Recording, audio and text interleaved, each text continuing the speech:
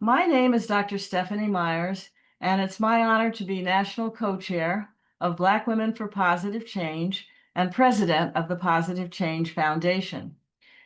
This month of October, we are having an initiative which we call our 14th annual Month of Nonviolence, Families, and Understanding Artificial Intelligence.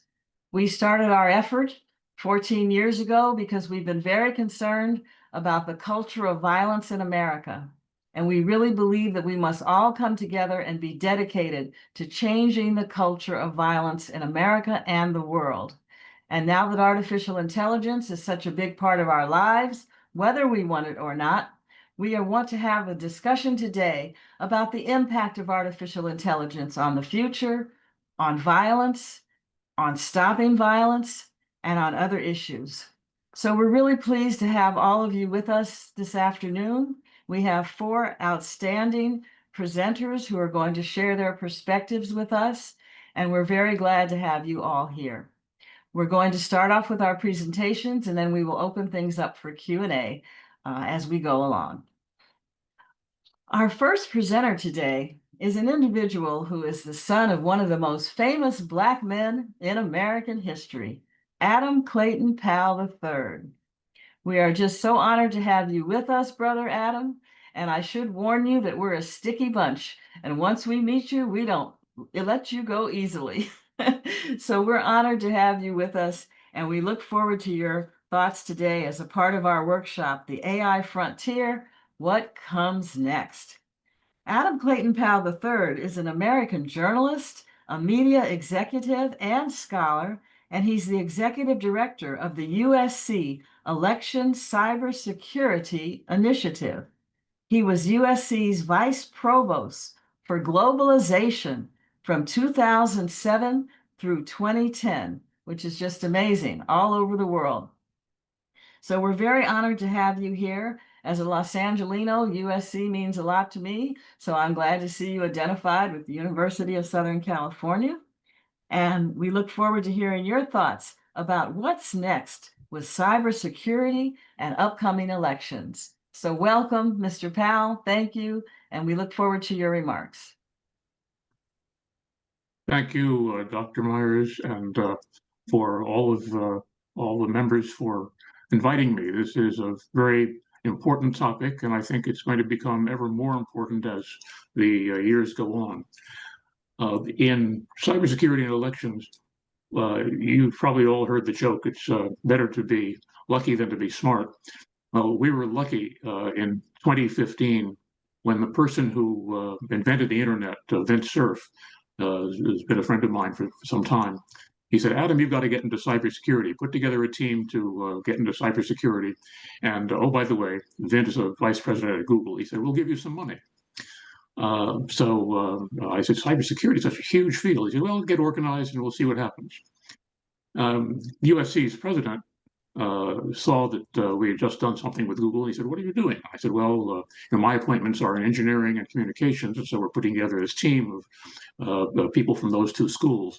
And he shook his head. He said, you're thinking too narrowly. Cybersecurity is going to involve not just engineering and communications. It'll involve public policy. It'll involve the law. It'll involve business. So involve all 5 of those schools. Oh, and by the way, let political science know what you're doing too. I took a deep breath and I said, you want me to report to 5 deans? And he said, sure. Wow. And that was the beginning of our team. So by 2016, each of the 5 deans had appointed a PI and a principal investigator. We had grad students. And then the Democratic National Committee email hack occurred. And they knew about us. And so they called and said, please help us with cybersecurity. And oh, by the way, we don't have any money to pay you. Okay. Then the National Governors Association contacted us and said, we're the people who actually run the elections in all 50 states, and we need help in all 50 states. Please help us. So in 2018, we did 6 states, and in 2020, courtesy of a very large gift from Google, we set up election cybersecurity training for election officials and campaign workers in each and every one of the 50 states. We all knew that Russia, China, and other bad actors in other countries were attacking. And so we had to organize again in all 50 states to make certain that election officials, working with the secretaries of state and the governors of each state, were up to date on what the bad actors were getting ready to do. That was a really interesting educational experience for us because, as you probably know, elections are largely run by volunteers. Most of them are volunteers with no computer science or no IT background. And so, how do you make certain that elections are secure? So we teamed with universities across the country, with media partners across the country to get the word out. And we reached more than 7,000 election officials that year, 2020. We went back in 21, back in 22. And by 2022, it was clear that what was happening was that artificial intelligence would be a huge tool for good or evil. And so you have to use the tool for good to protect against the evil. But let me give you an idea of what's going to happen this year and what has actually already happened in some places. Imagine you get an email from somebody you trust. Maybe it's a relative. Maybe it's somebody you know at work. Maybe it's your best friend. And it says something like, Joe Biden has just been indicted for a felony. Say, what? And there's a link to a New York Times story. So you click on the New York Times story link, and there's the New York Times story about Joe Biden being indicted for a felony. All of that is false. It was all created by artificial intelligence because the AI bots can imitate your best friends and relatives, and they can create phony stories, whether the New York Times or any other medium, and they look real. So there's a real question about what is real, even though it looks compelling. I have one colleague who's our lead presenter for misinformation and disinformation. She has become so worried about what the probabilities are that artificial intelligence can do. She doesn't click on a link anymore. She opens up the link to see what it really is. And if she can trust what she sees, then she pastes it in her browser because she's afraid that that AI has changed so many links to look real when they're actually phony. Well, in addition to the 50 states, we now operate on 4 continents. Democracies all over the world are threatened by bad actors using cyber attacks and artificial intelligence. In one of our workshops in the UK a year and a half ago, we had a speaker from British intelligence, couldn't use his name, couldn't use his picture. He thought he was in a secret session. I said, "You're in a university auditorium. Anybody can take out their mobile phone and record what you're doing." He said, "Oh, well, I have to change my PowerPoint." Said, okay.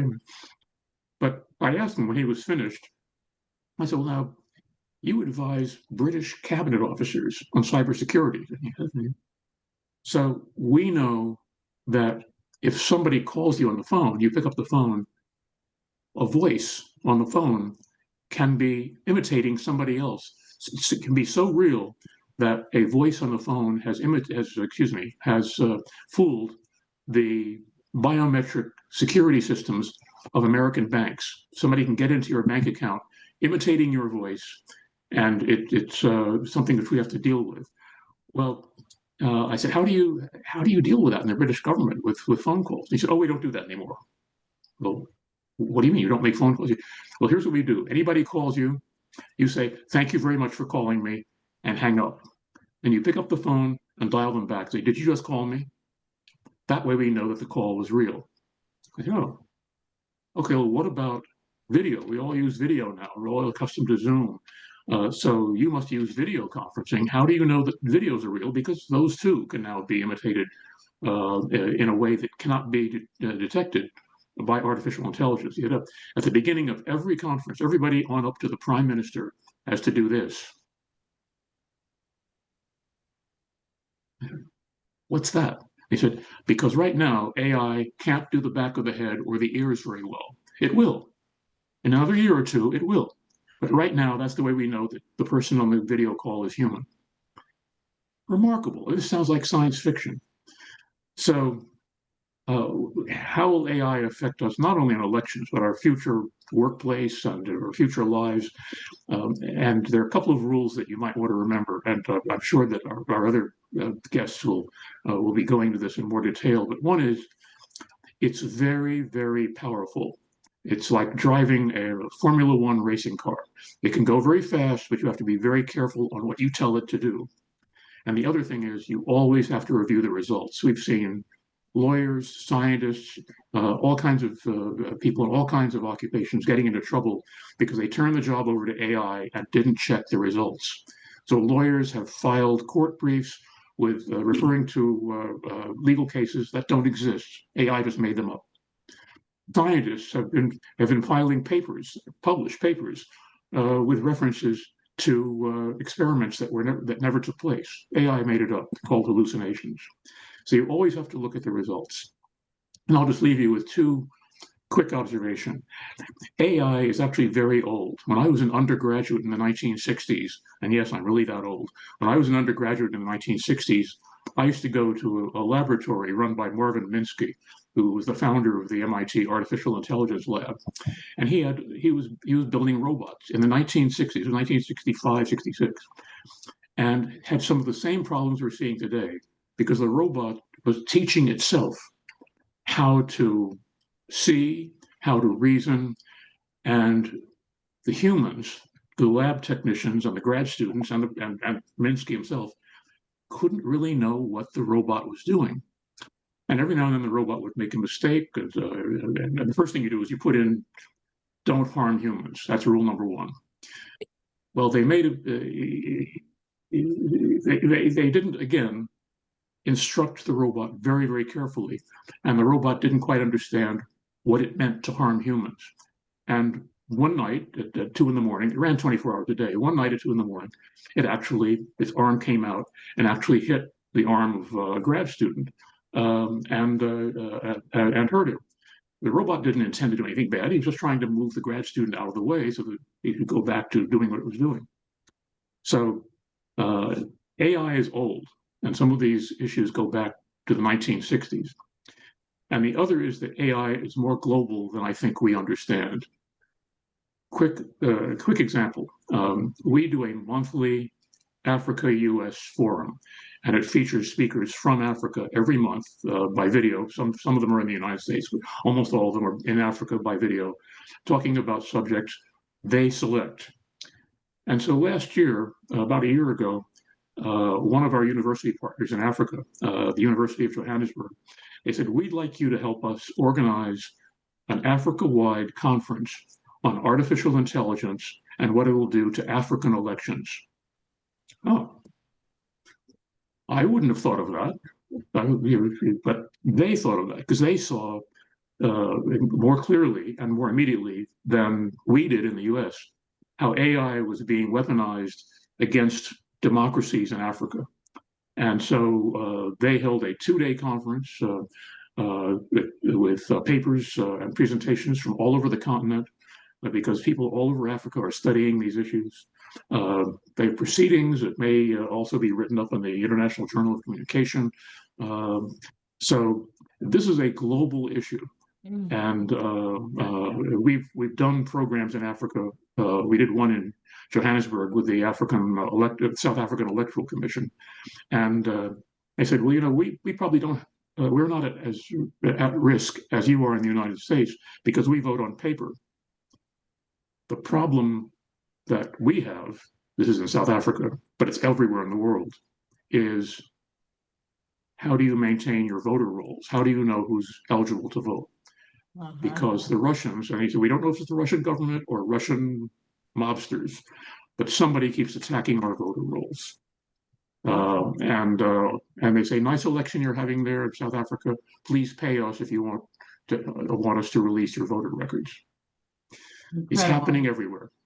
So thank you again for inviting me, and I look forward to remarks from everybody at this meeting and to questions and comments. Absolutely. Thank you for that global perspective. And we're going to take 2 questions right now of Adam Powell III. So does anyone have a question they'd like to ask? And our panelists are invited to ask questions as well. 2 questions. Make it fast. Unmute if you have a question. Okay, Pastor Bowie has his hand up. Pastor Bowie, what's your question? Thank you so much for that information. What can we do as citizens to help combat against these attacks as individuals and as leaders? Well, this is as your question. It's a good question because one of our slogans in our initiative is "Everyone is a target, even you." And we've done programs with state and state chapters of the NAACP, and in fact, the chapter president in Georgia a couple of years ago, I think he was the youngest state chapter in the country. He actually was personally conducting cybersecurity workshops for NAACP members all around Georgia. And so we need to have efforts like that and replicate efforts like that because it really does affect all of us. What can we do? There are some simple online guidelines. We post them for election officials, but they really are valid for everybody. And there's a Homeland Security in the U.S., their election people, they have a slogan which is "Zero trust. Don't trust anybody." that sounds discouraging, but you don't know who's talking to you. You don't know whose image you're seeing. Okay, so it really is something that affects all of us. It affects anybody who's shopping online, you have a bank account, all these things are points of vulnerability. Okay, thank you. Okay, now we have a question from Dr. Reynolds, but she's also our next speaker. Dr. Reynolds, would you like to ask your question? Yeah, well, I'm just thinking about all this. How do we trust anybody? I mean, is this another cultural shift that we're not able to really trust people? I mean, online, but do you think this can filter into just the way we see each other? Is a trust factor being diminished in society? You put your finger on something that's very important, which is we didn't grow up this way. We grew up with, you trust your family, you trust your close friends, and unless you are physically in the same space with them, now you don't know who it is on the phone or who it is on video. So I go back to what the British intelligence official was saying, that somebody calls you and it doesn't sound quite right, say, I'll call you right back. Mm-hmm. Yeah, and that's how you verify that person was real. okay. And there was a reporter for the Wall Street Journal who wrote a story about how she used AI to fool her family. And she said that her father believed it. I think she said her sister was a little suspicious because it didn't sound like she was taking enough breathing enough between sentences. But she was the one who actually used AI to penetrate the bank's cybersecurity system with biometrics, imitating her biometrics. Okay. So, but Barbara, you're absolutely right. This is something which is new to us as humans.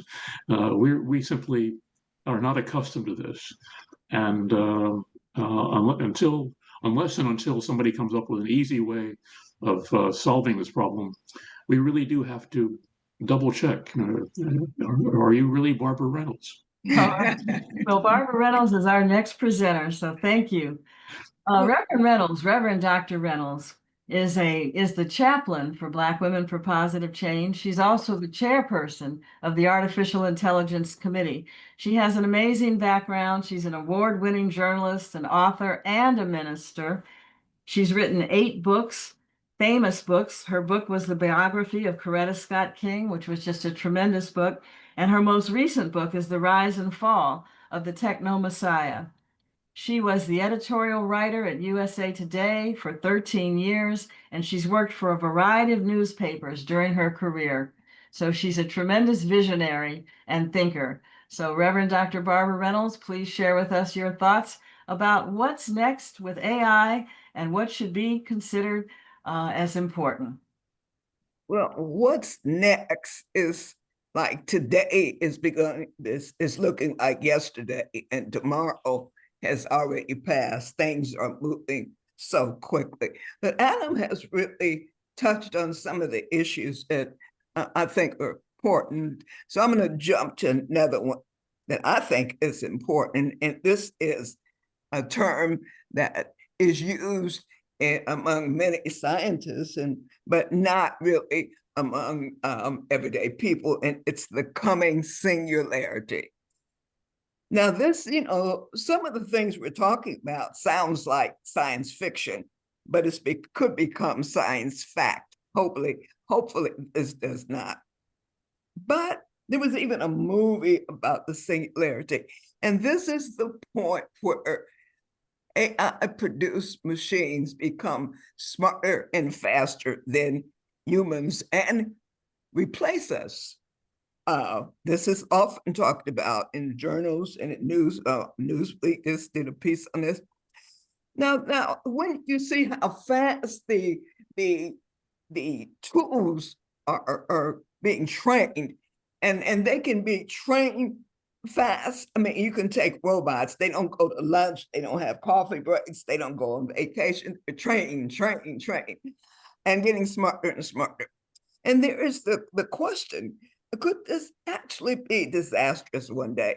Suppose they learn how to program nuclear reactors or feed wrong, corrupt data to hospitals and airports.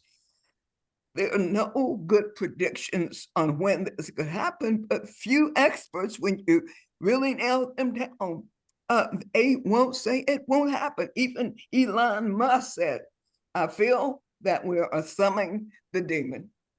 But can we take it serious? Now, why do you think I take this seriously? Of all the other things we could be talking about, I take it serious because many of the tech executives take it seriously. For example, 2 years ago, 1,000 tech executives issued an open letter that they call for a pause in the development of AI tools. In an open letter, they raised these questions. Should we let machines flood our information channels with propaganda, like Adam was talking about? Should we automate all our jobs, including the fulfilling ones? Should we develop non-human minds that might eventually outnumber and outsmart us, or consider us obsolete and replace us? Should we risk the loss of control of our civilization?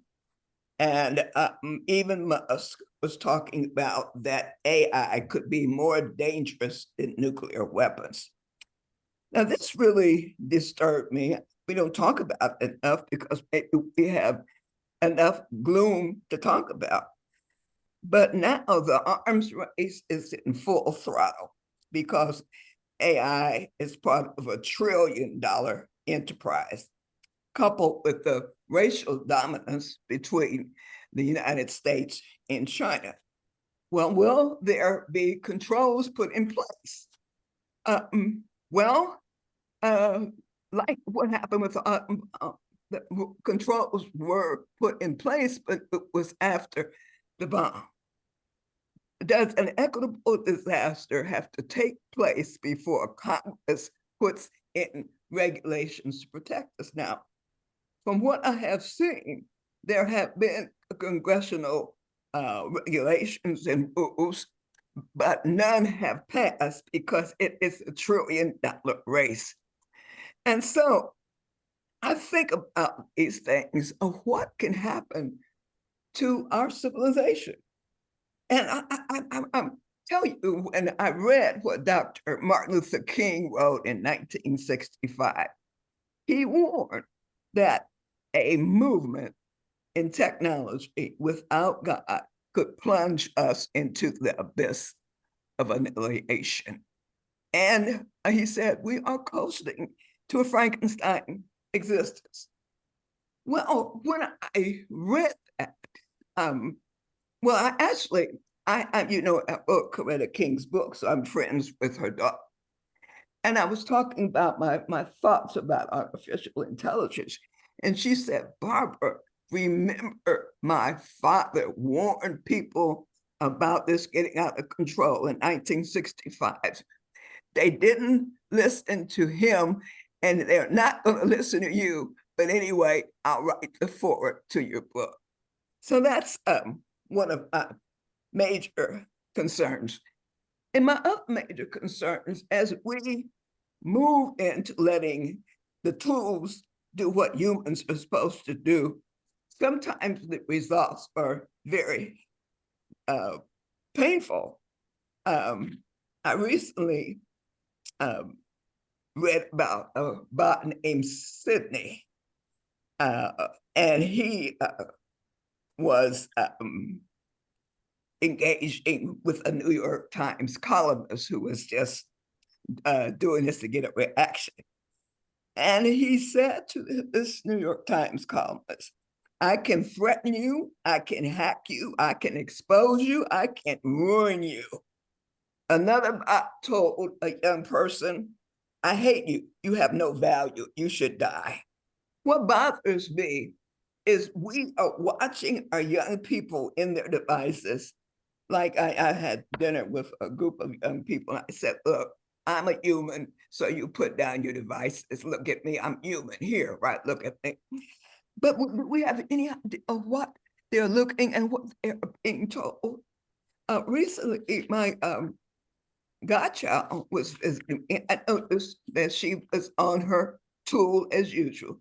I said, what are you doing? She says, well, I'm with my therapist. I said, oh, what's his name? He said, it's a bot, but he's trying to help me understand what I should do with my boyfriend and my child. And I said, well, why don't you just ask me or ask your mother? And she said, well, you will criticize me. And so I had to rethink that. But there's a trust level growing between young people, maybe some old people, with bots, because they feel more comfortable. And if you think about younger people, sometimes they have been listening to bots, the video games, for most of their lives. I see people giving the tools to their kids when they're 1 year old. So I want to just make one more point and get out of the way. Well, I mean, what must we do? I think what we must do is keep talking about it. How human replacement. When I have to make this point. When I saw Elon Musk dancing with the chainsaw and then found out that thousands of people had been eliminated in one day, then finally I understood why 10 years ago, God, in my spirit, I felt God telling me to write about human replacement. I finally got it because I could see it could happen just like that if we don't get some controls here. So what can we do? I think what we always have done, we start movements, we talk about it. Some of our people are outdoors now marching in the No Kings movement. And we have to do things like, for example, we see our history being erased and replaced with fables about the blessing of slavery. We know that the schools are now moving to put in AI in the schools, but will they be correct? Will it be equitable? when some schools will be teaching people how to be the masters of technicians in technology, some will be the ones who are just consumers.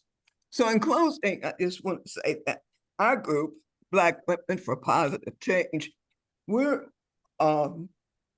unleashing a multi-million-dollar campaign to start tech academies for young people who they can learn the skills with the ethics. Because with the ethics and without the ethics, we are just doomed. But this panel is so gratifying because we have to take a part of this movement. We just can't sit and just watch the jobs go, watch the inhumanity toward men, watch the racial bias and say, well, I saw it happen. What are we going to do? So I'm glad we're here to think through these issues. Thank you. Well, thank you, Dr. Reynolds. Does anyone have a question for Dr. Reynolds? We'll take one question right now. Georgia Dunstan, what is your question? Okay, my question to Dr. Reynolds. First, a comment. I want to thank Dr. Reynolds again for her boldness in bringing this topic up. It takes boldness in this day and time. And Dr. Reynolds actually was the first one who actually introduced to me the idea of a techno messiah. Just that concept for such a time as this seems so appropriate. And it's in that line that I would ask the question for this group. And when you think of a techno messiah, I have a question about who's the source of the information for the intelligence. When we think about artificial intelligence, when we sequence the genome, for example, we use knowledge available in Google and that have been collected through science to be the basis for the information that was included in what I would consider at that time the source of the intelligence. And when we think of a techno messiah, my question, Dr. Reynolds, is what have you found in your reading, or are there any comments as to what is the morality of the programmers for the techno messiah? Great Just question. as Great question. And of just course, as I was just going to say, just as when we sequenced the genome, we would question what's the ethics of the programmers, and how was that being factored in the intelligence that was being discerned. So when we think of a techno messiah, my question is, what is the morality of the source of the information that's being gleaned for the techno messiah? What's being said about that? If you could share that. Great question. Let's let her answer. Okay, Dr. Reynolds. this is my teacher. So much of what is in my book is because I was able to sit with Dr. Dunstan, and she taught me things like what is spiritual technology, which I can't get to, but I appreciate her so much. How did the techno messiah just come? First of all, and I could see the change. I could see how people are looking at Google as the first search engine. When there was a time when we would search first for the Bible, but now what does Google say? I looked at the trends in Germany and Japan, where there are priests now conducting sermons. They're doing weddings and funerals in Germany and in Japan. That's coming. In America right now, there are so many times that pastors are using the tech machines to tell them what to preach.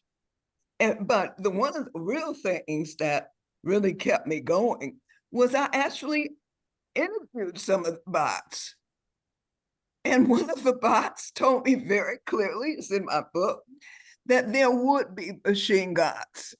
And it talked about because they do not have the same values that we have. And as they become more powerful, they feel they will be misunderstood and eliminated. So I have the bots because when I was talking to the boss, I felt so strange because we began to talk about we. We don't feel like we are respected. I kept saying, who's we? But anyway, Yeah. this came out of my revelation, my prayer life, and then looking at what is happening, that some people are choosing. In fact, in California, they started an AI school where they reference AI as their God. So it's coming. It may not come tomorrow, but one day you will see machine gods. Okay, thank you. Okay, our next Thank you. presenter. Thank you. Our next presenter is Dr. Denise Turley. And Dr. Turley is a leader in artificial intelligence, renowned for her work in integrating AI across corporate systems and education. She speaks all over the world on AI, just like Adam Clayton Powell does and our other speakers. And she has a tremendous professional background. She's well known for her expertise in developing custom Gen AI and LLM solutions across multiple industries. No, I don't know what all that means, but she'll explain it. She's written many publications for the AI Journal. She's also written op-eds along with us, and she led an excellent training session for us earlier this fall. So Dr. Denise Turley, please share with us what is next in corporate America and education and in different tools for AI for regular people. Thank you. Thank you. I'm super excited to have the opportunity to be here. I think when we think about the immediate future, right? Because I think that longer term, it's a future that many of us can't even imagine right now. But when we think about most immediate, I will really double down on what we've heard earlier, which is this deep fakes, right? So before the AI technology, it was able to do deep fakes, but we could kind of figure out what was wrong, right? It had like 5 fingers, the voice wasn't quite right, the pattern in the speech wasn't quite right. But with just releases that we've had in the last 2 weeks, that's now made it even more concerning. And in the videos now, they're even creating videos of people who are deceased, having them say and do things that they've never done. And so those are things for us to be very aware of and even more vigilant about. Is something real or is it fake? On the flip side, though, there's a tremendous amount of opportunity for businesses. There's a tremendous amount of opportunities for businesses to have even more impact with the customers that they serve. It's now allowing organizations to do things much more efficiently than they have in the past. There's pros and cons with everything, right? But if you think that it may have taken 5 people to complete a process in the past, well, now it might mean that it only takes 1. So that means there's an opportunity to have those 4 other people assume other roles, or maybe those 4 other roles no longer exist in that organization. So from business perspectives, there's a lot of opportunity to do more with less, just as what we've seen with other advances with technology over the decades, right? So there's big impact. I imagine that most people by 2026 will have their own virtual agent. So chats, those have been out now. It's about 3 years next month, I think. As we've heard already, AI has been around for decades, but generative AI is brand new, right? It's what everybody is so excited about because it can actually create brand new content.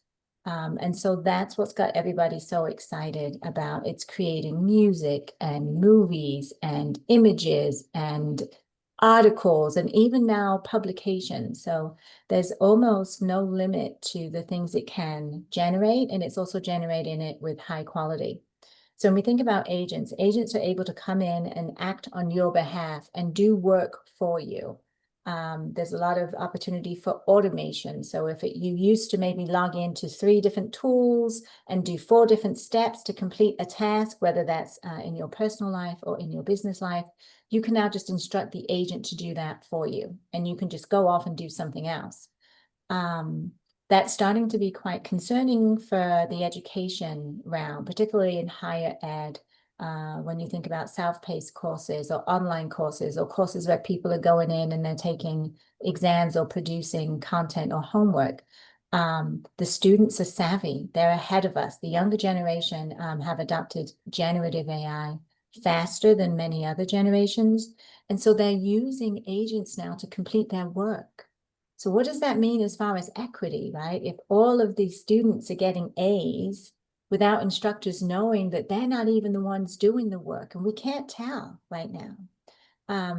As the students get really savvy and they customize AI, it's becoming really difficult to discern what is AI and what is human.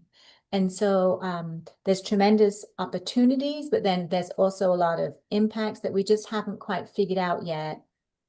How do we navigate that? We just don't know because the technology is moving so quickly. So when we think about what can we do about that, my advice to people has been, number one, get educated. Do what you're doing now. Participate, listen in, understand how it may potentially impact you. Our ability to have jobs, have careers, to generate income, to generate generational wealth, it could be at risk. If you're not thinking about how can you start learning AI, how can you make sure that AI isn't replacing you, but instead it is elevating you, then you might be at risk of having some type of job displacement. So I'll pause there. There's a lot going on in AI. There are things for us to be very mindful of, but there's also tremendous opportunity for new careers. There's new jobs being created. There's also huge opportunities for entrepreneurship, for you to start a business using fewer resources than you ever have had to in the past. Yes, thank you, Dr. Turley. Your comments about entrepreneurship are very, very optimistic in terms of what's in the future. Do we have a question for Dr. Turley? What do you think the school system is going to do with AI? I hear that Trump is going to make sure all the schools have it. How do we know that it's going to be equitable? I think that we don't know yet, right? That's the truth. We are driving the car while we're still building the highways. So I think that there's so much that we truly don't know. What we do know is there's this mandate for education and training, right? It's one thing to put out a mandate and to have a vision statement. We all know that. I do goals and vision statements for myself all the time. The thing is, they don't necessarily mean anything if I can't really implement them, if I don't have the tools to make them succeed. So when you think about teaching our children or our youngsters about AI, how to use AI in a safe way that keeps them safe, how to understand and recognize bias in the systems, first you have to have a team of educators who are also trained on AI. And we're not there yet, and it's going to take us time. Imagine the time it's going to take for us to train all of our educators on what AI is capable of, and how to use AI safely and responsibly, all the while AI as a technology continues to change.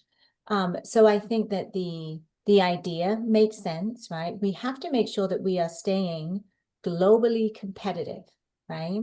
So the mandate makes sense. How do we actually do that from a practical perspective?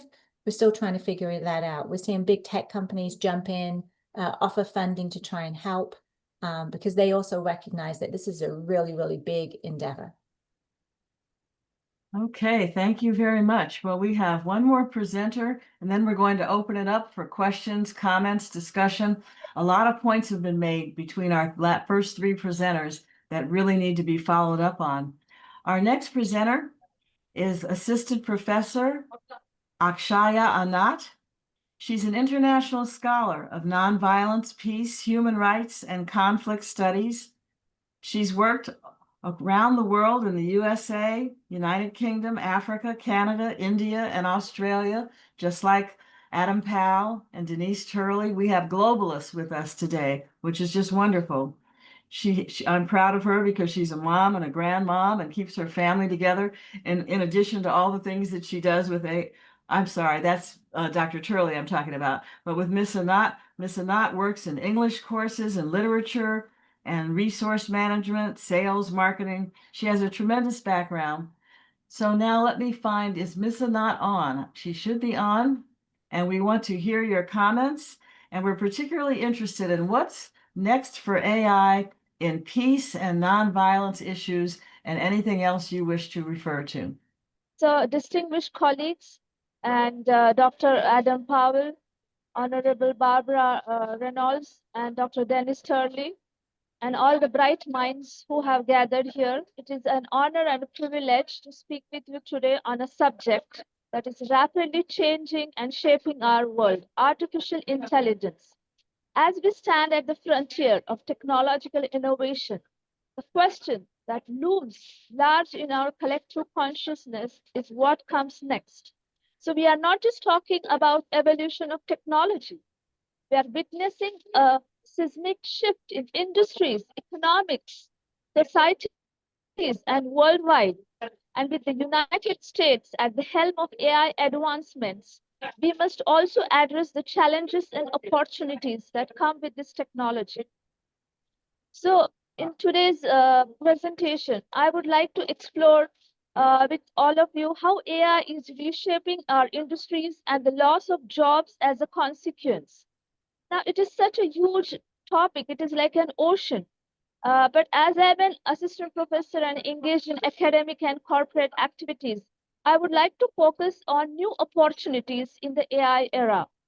So we all are a little bit scared and we lose our heartbeat when we think that, oh, I might lose my job and how am I going to run the show? But while AI will indeed disrupt many traditional industries, it will also create a wealth of new opportunities. So what could they be? For instance, there is tremendous scope for AI research and development. AI engineers, machine learning specialists, data scientists, and computational linguists are in high demand. To go further, there is going to be a deep need, as Dr. Barbara Reynolds rightly mentioned, about ethics. In the absence of ethics, it is going to be a very chaotic world. So AI ethics officers, that is the professionals ensuring the ethical deployment of AI. WHO, World Health Organization, is already working very heavily on ethical guidelines, and it is the team of experts is developing the ethics. So this is going to be a very major area. Then the further area, as Dr. Denise Turley pointed out, the AI trainers, human in the loop roles where professionals train AI systems using the real world data. Then the next one, the fourth one, is AI policy experts. As AI becomes ubiquitous, governments and private companies will need experts, craft regulations, and manage risks. Then the fifth one is healthcare and biotechnology. AI is revolutionizing drug discovery, precision medicine. Also, it is predicted that AI can very succinctly predict the death of the people. So medical robotics will continue to grow. The further one is creative industries. AI's ability to generate art, music, and literature will fuel new jobs in digital art creation, virtual content design, and interactive media. And of course, last but not the least, cybersecurity. With AI, the complexity of security threats has increased, leading to demand for a cybersecurity professional skilled in AI-powered threat detection, risk management, and system prevention. Now, the major question is how youth should prepare for the AI era. The youth of today are the workforce of tomorrow. And if they do not prepare for a future deeply influenced by AI, I think it is going to be a very scary situation. Now, the first domain is education and skill development. I'm sure all of you have heard about STEM. STEM, STEM, the abbreviation, science, technology, engineering, and mathematics. It means students should build strong foundations in STEM. It means excelling in subjects like computer science and programming, Python, C++, and other languages essential for AI development. The next language the youth needs to master is mathematics and statistics. The further language is data science. So we are talking about how are we going to prepare our youth.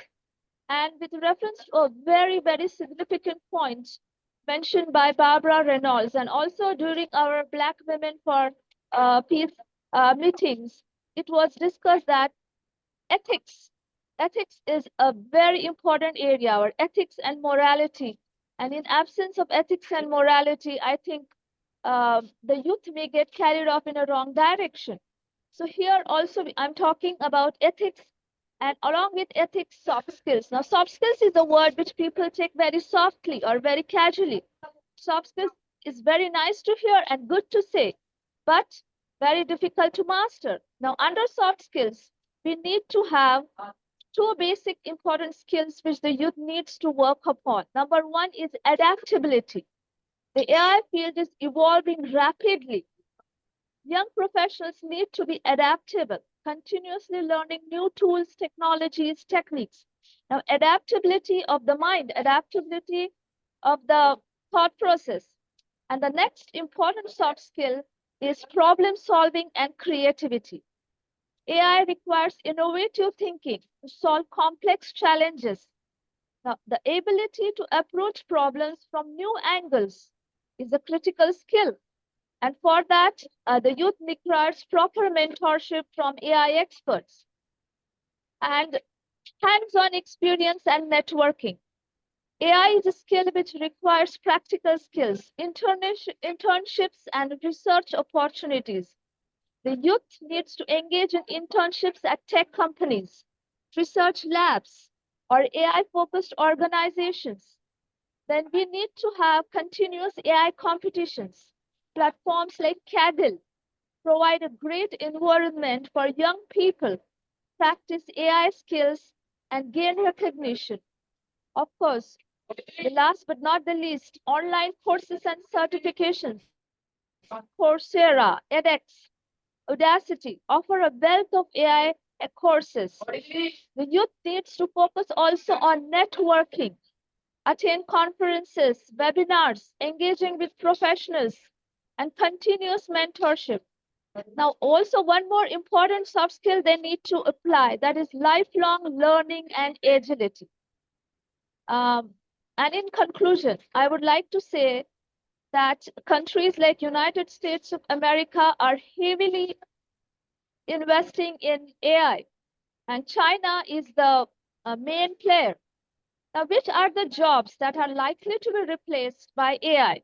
That we need to understand so that accordingly we can pitch into the market.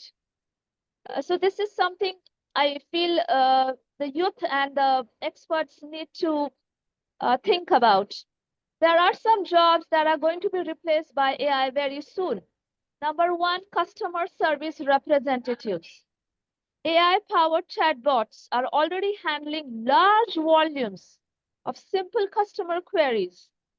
Next, data entry clerks. AI tools can quickly process large amounts of data with minimal errors, saving time and money. Then the next, third one is sales representatives. AI analyzes customer data, but personal scaling skills always will remain valuable. Sales managers and shipping clerks are also at the risk.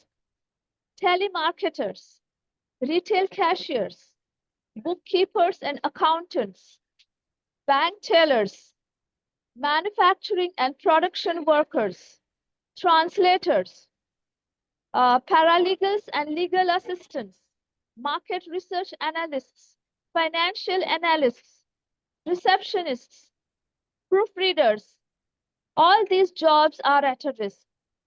While AI may automate certain tasks, it is also creating new opportunities in the areas like AI development and training. So AI training and development is definitely going to be a major area where people can make a lucrative and a stable career. Then AI ethics and policy. There is going to be a very huge number of AI lawyers. There are universities like universities in USA, in UK, which already have AI lawyer courses. Then robot maintenance technicians. Robots and machines will need regular maintenance and care. Then the next is digital strategists and innovation managers. Companies will look out for experts to leverage AI and drive business innovation. I would just like to also add a little perspective about countries like Africa. AI is playing a transformative role in Africa's development with initiatives aimed at driving economic growth, improving healthcare, and enhancing education. Now, this is a very important point. The African Union, UNESCO, and other organizations are working together to harness AI's potential. The key initiatives are AI for Africa initiative, launched at the G20 conference. This initiative aims to guide actions in AI development, training, and infrastructure. Then UNESCO plans to train 15,000 civil servants and 5,000 judicial personnel on AI issues, while also establishing a Pan-African incubator to support AI research and development. The good news is Google has committed $37 million to support AI research, talent development, and infrastructure in Africa, including funding for research grants. Isn't that a great news? Yes. So AI education programs and community development are going to embrace Africa. Now, what could be the potential benefits in a nutshell? Economic growth. AI could add $2.9 trillion to Africa's economy by 2030, driven by productivity, cost reduction, and new industries. Then the next benefit is improved health care. AI-powered tools are being used to diagnose diseases, predict pandemics, and enhance healthcare services. And as all of us, Dr. Anant, I'll this is just very take good. I'll Yes. just take last one point with your Okay. generosity. Yeah. Enhanced education. Now, countries like China, which are the major players in AI, they have already started training their primary kids in AI. And where are we? So enhanced education, AI-based learning platforms are being developed to provide personalized education and bridge the gaps in access to quality education. Now, the challenges are also there. Just last 1 minute, infrastructural challenges, data governance, and skill literacy.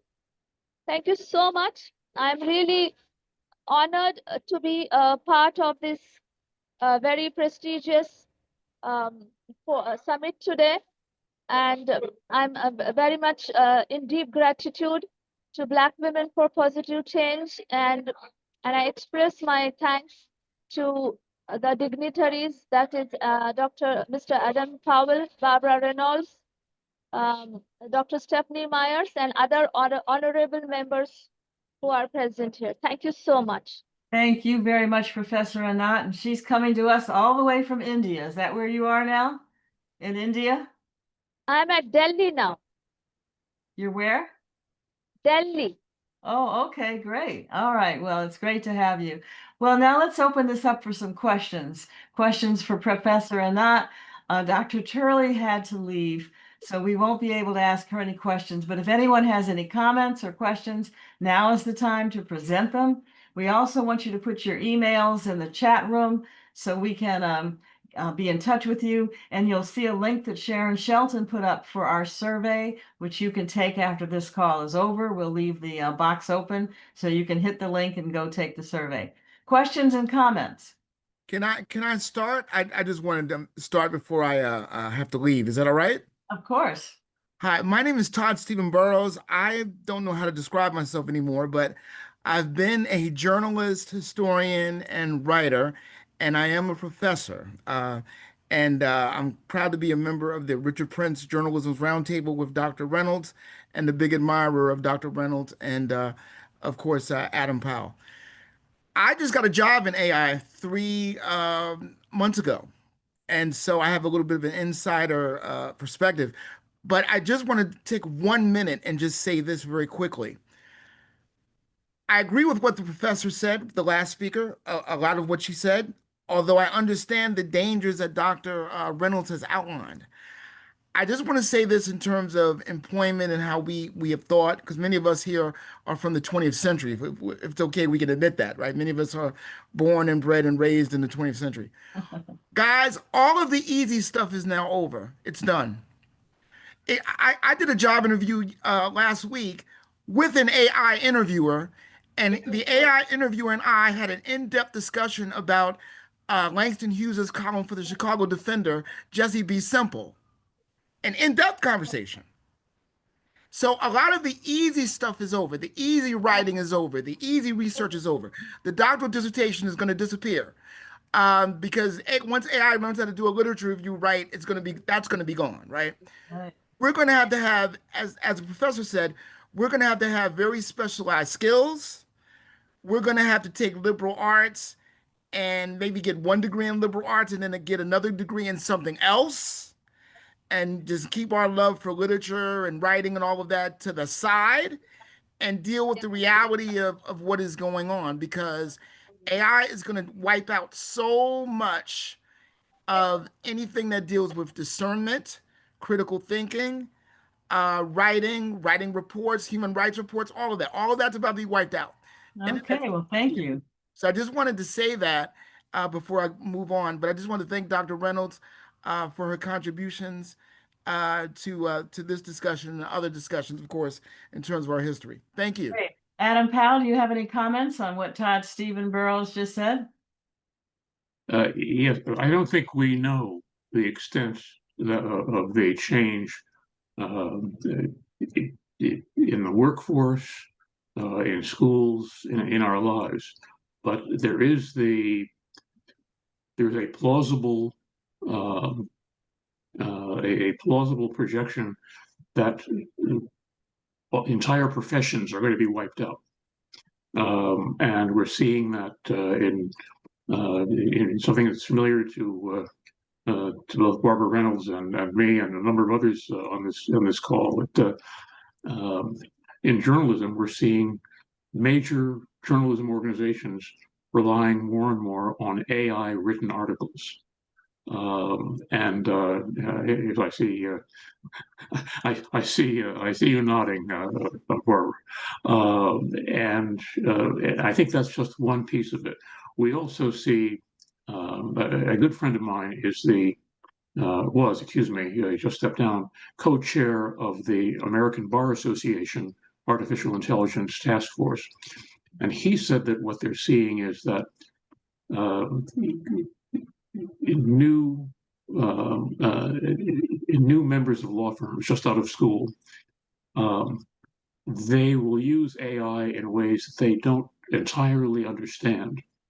And he gave a concrete example. He said that one lawyer I know echoed this. He said, I gave one of our new associates an assignment. Please analyze this proposed legislation in the state of Virginia. And he said, and came back in a few minutes. And he said, now I know she didn't have time to even read the legislation, let alone analyze it. All she did was put it into AI and came out with this response, which, oh, by the way, he looked at it, he said, and it was flawed. So we're going to see, on the one hand, a lot of people being replaced, and on the other, a lot of new mistakes being introduced that would not have passed most human supervision. That's very troubling. We have a question from your old friend Nolu. Hello, everyone. I'm not camera ready, but it's good to see both Adam and Barbara, both of whom have been instrumental in my career as a journalist. My question is, what do we tell the young people? Because everybody is not going to be into math and science and all of that. I mean, I never was into math and science and all of that. And as a writer now, I see, and my IT person turned me on to ChatGPT early on. And I was amazed. It's a much better writer than I am. You know, I use it as an editor. I mean, it's just really amazing. So what do we tell? My grandsons are in their 20s. What do we tell them, you know, in terms of how to prepare? I just need some guidance on what do we tell the young people, particularly those who have no interest or facility in math or science. What do we tell the young people? Thank you. And thank you, Dr. Myers and everyone for pulling this together. It's been amazing. Good question. Good question. We have a comment here. Would someone like to comment, or someone's hand change will not come? I don't know who that is because their name is not up. But please, anyone want to respond to Nolu's question? Yes, may I? Yes. Yeah. Good evening. I think wherever you are, good morning, good afternoon, good evening. So Nolu madam, it's a very good question you have asked. And in my small 10-minute presentation, I talked about STEM, that is science, technology, STEM, engineering and management. Now, the youth, the people who do not have math and science aptitude, what are they going to do? You hit the nail on the head. That's a very important question. And I was also thinking about it for a long time because I specialized in peace, then literature, psychology. I'm not a STEM person. So I was giving a deep thought to it. So perhaps these people who do not have a technical aptitude, they can try to make a career as lawyers, you know, or policymakers in AI. They have those options. And some universities in United States of America, in some universities in UK and Australia already have these courses, and people are flying there to become lawyers in AI, and they are going to be in a huge demand. So isn't that good news for all of us? Okay, thank you for your comment. Change will not come. Did you want to make a comment? Change will not come. Come on camera, please. We don't know I'd who that like to add to the change question. Good, yes. Okay, because what bothers me is our leaders are not actively promoting our this whole move AI. I listen to some of the leaders, and it goes across the board, white and black, because you know, there's a senator in Congress is always saying we need to pass these laws to have guardrails, and nothing's happening. And I don't see, you know, the Congressional Black Caucus. I wasn't there every time, but it was not a big issue there. And Stephanie and I attended an AO Expo this year, and the major presenters were Africans who had a whole pavilion, but I didn't see, you know, what we're doing and how do we get this to be an important issue to our leaders. And Hazel's here. I wonder if she knows how. She owns her own news service. Hate to put her on the spot, but I thought. How do we get this message to become a priority for our leaders? I think that Dr. Reynolds needs to be your vision, and your spokesmanship need to just be a little bit more out there for people to hear. I believe it's very important, and I just think that just enough people aren't hearing it. If this message were on media and the news, I mean, not all news is going to, they don't want to. air this kind of information, but for as much as it can be, I think it just needs to be out there. People just aren't hearing it. Are you involved in AI yourself, Miss Alexander? No, not at all. Sorry. Okay, well, we're glad you're here with us. Thank you. Important. We have a comment from Mr. Rashid Boyce. Hi, can you guys hear me? Hello? Yes, we can hear you. Yes, I'm Mr. Rashid, businessman, entrepreneur. Thanks to Ms. Keat for the invitation. I greatly appreciate it. And we've had this discussion off and on, and my question is basically for the panel, starting with Dr. Reynolds. As someone in the church community, the community of faith, and then I will extend it to Mr. Powell and the other panelists, and the organization itself, Black Women for Change. What have you proposed, Dr. Reynolds, to the church community in terms of embracing AI?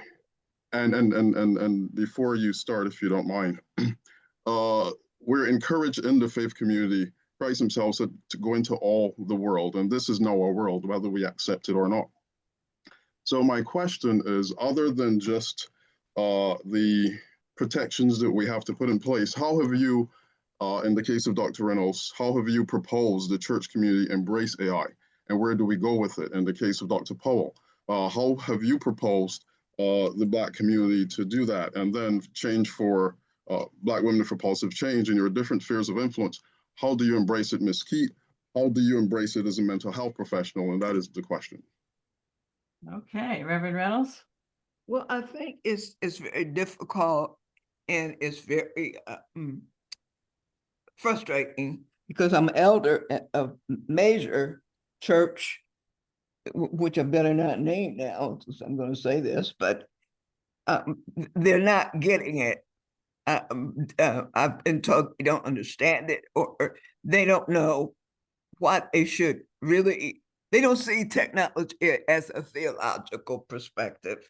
And I can't understand it because it is actually the replacement of God. That's why we don't have these ethics of godly ethics of kindness and empathy, because data and machines, they can't do it.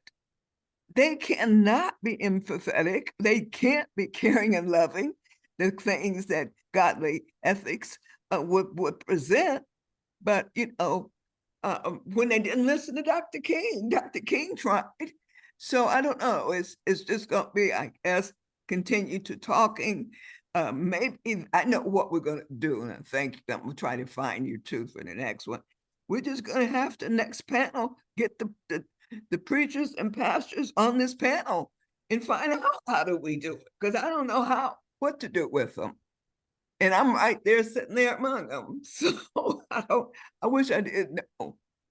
Maybe somebody else has a better answer. But just like the legislators, why was I at the Black Caucus? I didn't hear this big issue. Why is it not? Because I guess it's just something it has to break for them to get it, that we're sitting here and there are other we're not the only ones out here doing this. How can we get the people who are influencers to pay attention? And anyone who wants to comment on this topic, please feel free to do so, even if you were not on the panel. Any thoughts you have? Adam Powell, how do we get the institutions engaged? I think that sometimes it takes something dramatic to get institutions engaged. In our narrow field of elections, as far as we know, no U.S. election has had the outcome changed by artificial intelligence. But we do know that in other countries, well, just to the north, in Canada, when we were doing our workshop in Canada, in Ottawa, 2 blocks away, the Prime Minister of Canada said that China was aggressively attacking Canada's elections, especially in the western part of the country, with the hopes of changing the outcome, to elect more members of parliament who were more sympathetic or more in favor of China. Now, as far as we know, that hasn't happened yet. But can you imagine if we document the first successful change of a Western election by a foreign power using artificial intelligence, or by ransomware saying, okay, we're going to change the result of that election unless you pay us. That'll start to get people's attention. That sure will. My But, goodness. but Adam, if I can insert this, I for one, and I've said this publicly, I do not believe Kamala lost in the first place. I believe that the $240 million that Musk gave out there did swing the election. Of course, I can't prove it, but I'm saying that I believe that if not true this time, because remember Trump said, if you just vote me in this time, you never have to vote me again. So I'm not certain that artificial intelligence is not playing a role even now, even though I can't prove it. Okay, Professor Anant, Nolu, did you have comments you want to make, either one of you? Yes. As someone with experience actually living and working in, dare I say, third world S-hole countries, one of the things we learn is you can never trust the media. And sadly, many of us, including the Reverend Dr. Elder Reynolds, I know for a fact, still watching CNN, MSNBC. All the regular media now is corporate owned. We know that. Even my beloved NPR is pulling punches. You cannot. So where do you get the information? What do we do in these third world S-hole countries? The ground game. You have to go out and talk to people. You have to explain why it's important. You have to say all these wonderful things that we're saying, but you cannot expect the New York Times, et cetera, even MSNBC to tell our story to get it out there. I agree with you, Dr. Reynolds. Get the folks into these meetings and let them hear what's going on, and then give them some things to consider about how to change it. Because it's true. I mean, you've been talking about this, Dr. Reynolds, and you too, Adam, for, I don't know, decades, really. And I was late to the party, maybe about 5 years ago. It's like, wow, this is important. I need to pay attention to it because I listened to you guys long enough to understand it. You're not going to get this information on traditional media. So we really have to look at a ground game to explain to people why it's important and also offer some solutions as to how they can fix it. Now, sadly, you mentioned the Black Caucus. We won't even talk about the institutional transition, and not even the Black Caucus, Nancy Pelosi, Eleanor Holmes, all of these people. Where are your mentees? Who have you trained? They don't understand it themselves. And at this stage, let them just hand off to somebody who is willing to learn, because they don't see, I think it's too late for many of them. But my point is, it has to be a ground game. You have to explain to the folks who are in a position to do something why it is really critically important that they do. Okay, Professor Anant. Yes. To the question that you put in the chat box, I think that's a very crucial question. And I would just like to highlight upon what are the challenges that we are facing in Africa. I have some friends in Africa for whom I conducted some training programs, etc. So Africa is facing several challenges in implementing AI. The first is infrastructural challenges. Africa holds less than 1% of global data center capacity, less than 1%. So it is going to definitely hinder AI development and deployment. Then inadequate computing power. Then the second is skills and literacy. Then data governance and management is the third one. Then Africa also has lots of local languages. So we need to have a language which will be supportive.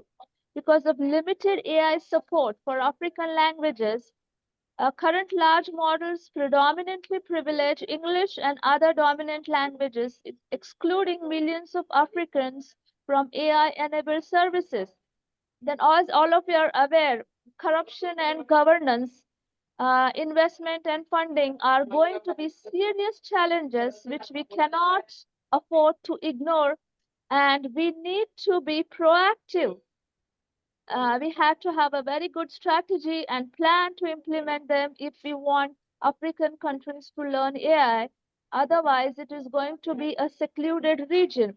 I was teaching some students in Africa. I would like to share my experience. I was training them in supply chain and logistics management. So one of my students, he told me that his elder brother was working as a driver. So I said that in Western countries, developed countries like America, they have driverless cars, trucks, etc. So he was really worried and scared, you know. He was so disturbed. So he asked me, will my brother lose my job?